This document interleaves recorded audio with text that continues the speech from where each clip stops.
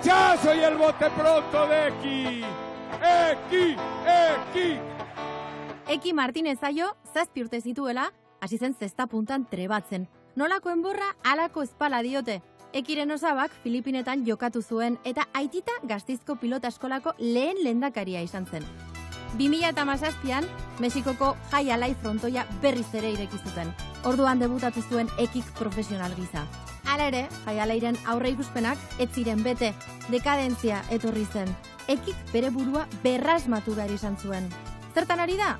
Pilota batetik bestera, frontoitik izozkiboletara, produkzio eta salmentan. Frontoi polita, Kanpotik ematen du. Famatua, Hau da el Frontón México, mítico Frontón México.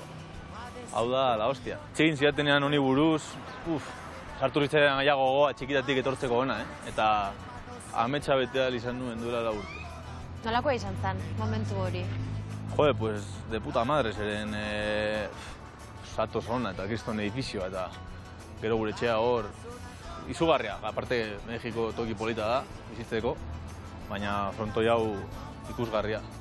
Zenbat bizi zineten etxe horretan? Geunden 3 pelotari. Eta oso ondo, bizi ginen oso ondo, esan. Nola bizi zineten? Zer da oso ondo bizitzea hemen pelotari bezala? Kriston etxea, handia, geneukan hor piztina etxean, jacuzia eta ez dakitzen bat lujo, irabazten genuen ondo, eta ikusten duzu pelotari bizitza ondo dago, errealitatea jotzen duzun artez, azkenean lan egin behar da eta ez da betirako. Errealitatea jotzea da, hau amaitzen denean?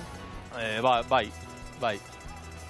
Niri bukatu zaite azkar, azkenean oraindik 28 urte azkar, eta halko nuke jolastu beste 15, agian. Baina azkenean lan egin behar dezu. Eta 28 urtekin orain edo 53 urtekin. Tokatu zaizu honekin amaitzea, edo hau alboratzea, egoera dela eta? Gero eta gutxiago zegoen jolasteko.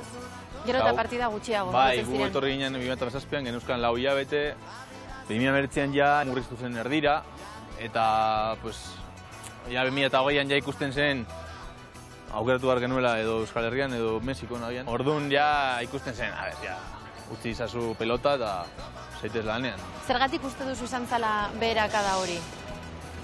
Hemen, historikoki izan da toki oso importantea Frontón México, Mexikoko gizartearentzako. Nolako jendea etortzen zen?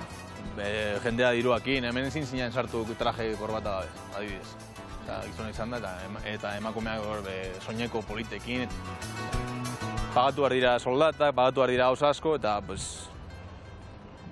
frontoia esan betetzen egunero. Beraz, horregatik ikusten duzulako beherakada hori nabarmena dela, aukeratu behar duzula non bizi, jokatu alizateko, orduan erabakitzen duzu, amaitu dela eta positza beste alde batetik egin behar duzula. Nila denboraldian bukatu, 2019an amaitu nuen denboraldia Euskal Herrian, eta etorri nintzen hona, zen ni nahi nuen hemen bizi eta hemen lan egin, da orduan argi neukan. Baina, beti neukan hori, zesta puntan jolatzeko gogua.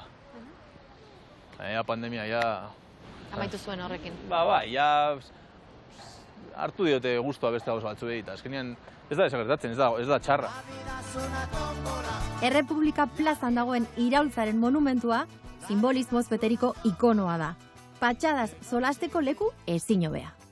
Eki nolakoak izan ziren lehenen urteak hemen? Oso enfokatuta azkenean jolastean.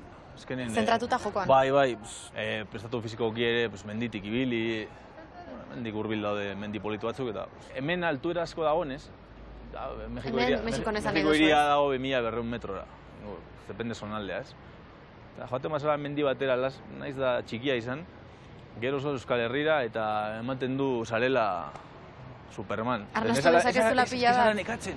Zer da gehien behar dozuena? Indarra, erresistentzia? Gehiago erresistentzia, eta ibiltzea frontoi barruan. Gainera frontoi hau da munduko luzeena. Bai. Dejada bat botatzen baizute txokora edo, oso askorrika eta gero dakazu hor, dakitzeman metro, zaindu behar dituzula, gainera ni atzelaria izan da. Eta zuk nola gogoratzen dituzu partida zenukaten egun horiek? Adrenalina handiarekin, gogo biziarekin? Bai. Gogoekin hasteko, kriston gogoekin hasteko. Eta jokatu ondoren? Joia zetorren? Galtuz gero agian bai? Beitu, nik edakat arazo bat, jolasteko orduan mala hostia gehiagi. Orduan nahi dut irabazi bai ala bai, eta galtzen dudanean ez dute kostatzen zait. Zuk badukazu maniarik? Uste dut maniak direla limitantes, batzutan. Murrizten dizute, zen uste, ez dut egin hau, ez dut jana hau, ezin dut jolastu ondo gaur. Egin nuen terapia txoke aurkakoa, eta de puta madre, orduan ja kentzen zaizu burutik.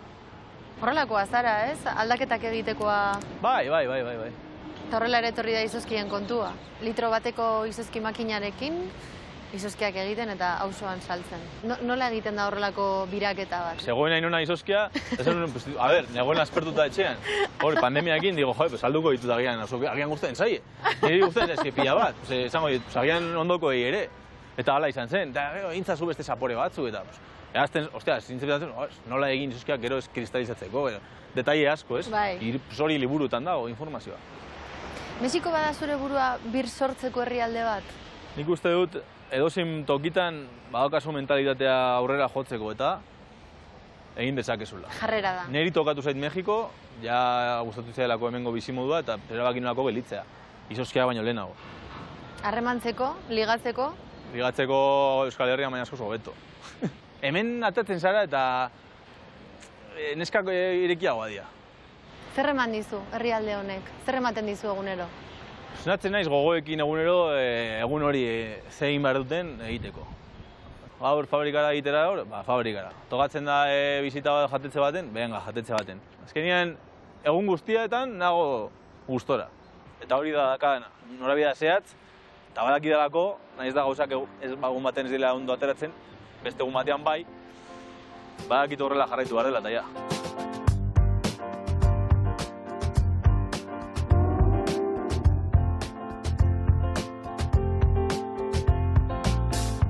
Zuk egiten dituzu banaketak beti? Bai, momentuz nik egin behar dut. Kotxea saldu zenuen? Bai, eki daitekeen gastu bada, orduan... Eta kotxe hau norena da? Kotxe hau da nire lagun batena, da ere nire familiakoa bezala. Eta normalian, dakadenean, agian bi edo hiru jatetxe batera edo, hartzen diote kotxea da, astean behin edo. Taxia azkenean bai, taxista onak eta, baina hartzen badezu kalean taxi bat ditzen badezu, ez dakizu puta seme baden eta nahi zaitu apurtu. Etengabea diegon behar duzu? Bai, Mexikon adiegon bazara. Zelan bizi duzu zuk hori? Beti erne, egotearena? Ondo, gustatzen zait. Zaude esnatuta. Ikusten ari gara, trafiko itzela dagoela. Bai. Eta era berean, bakoitzak egiten duela nahi duena. Hemen intermitentea simbolikoa da. Bai, hemen ez dago intermitenterik. Kotxeko garrentateatzeko, osoa supermerkatura, eta hor pagatzen duzu, 30 euro edo, 7 peso. Supermerkatua? Datuak. Legala hitz egiten ari zara edo? Legal, 100%. Eta azterketa? Ez dago azterketarik. Egite izuten galdera bakarra da, ea betorrekoa dara mazasun idatzeko orduan. Hau da, karneta ematen dizute? Egun berean. Horrentze bertan ebadezu Mexikon izan gira baimena, guazen supermerkatura eta... Hemengo lizentziarekin, ibiltzen zara Euskal Herrian ere kotxean? Ibili naiz, bai, nik nire kotxean, klando, Eta legala da? Hombre.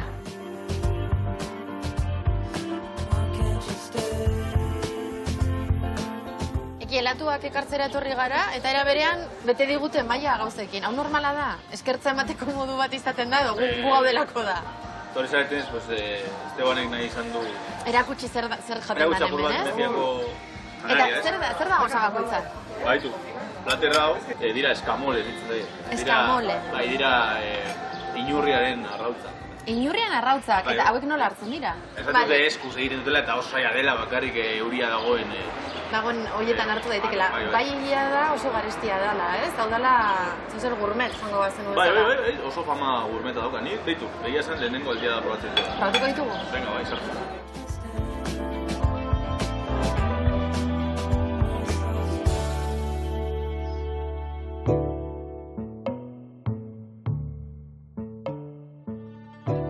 Herrialde honetan egin dezakegun beste plan bat da taitxia. Zergatik etorri gara taitxia egitera? Gaur osteguna delako eta tokatzen delako klasea. Zuk ostegunetan egiten dozu beti? Arte ostegunetan taitxia eta astelen eta ostiraletan kung fua parkean. Eta zer ematen dizu taitxiak? Kung fuaren klaseko luzamenduak. Bukatzen dugu nahiko negatuta izterretatik eta beharrezkoa da, erlasatzea apur bat. Joango gara probatzera guk ere, ea izterrak erlasatzen dizkigun, edo are gehiago tentsoago jartzen gaituen.